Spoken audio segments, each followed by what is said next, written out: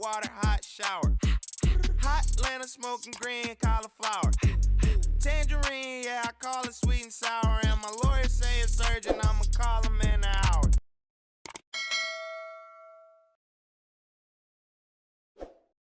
Yo, what's good? It's your girl YoYo back here with another video. So today I'm going to show you guys basically how I sterilize and clean my lip gloss squeeze tubes before, before I put lip gloss in them.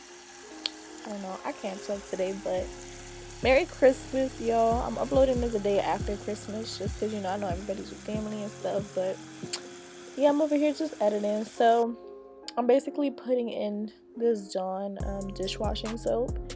It's really good because it really like scrubs everything. They use this to wash the animals and stuff, so like it really gets in there and like disinfects and like sterilizes and sanitizes and does everything gotta do. You feel me? It's a really good soap.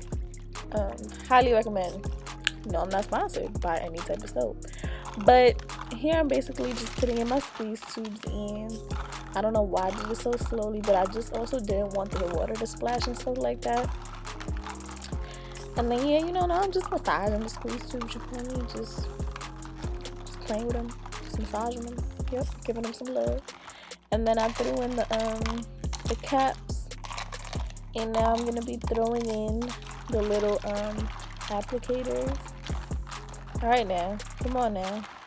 So now I don't know why I throw them in like I'm making chicken, but I'm always cooking, so I could have just threw it in one spot and did what I'm doing now, but I'm a little weird. So yeah, so basically I do this to get like the soap in there, to get the soap in all of them, move them around a little bit, shake them up a little bit, make sure the water getting into the tubes and stuff like that. The motion in the ocean, a fake little washing machine or whatever, to really cleaning them. Look, I apologize for my nails. My nails look terrible. I promise I washed my hands before that, whatever. So my hands ain't dirty. My nails ain't dirty. They just look like that because it's been a minute. But yeah, a girl is broke, and I was really trying to I wasn't ready to let go of my nails, but I don't know why I added more water into it, like it was just gonna magically get rid of the bubbles. But now I'm basically separating everything.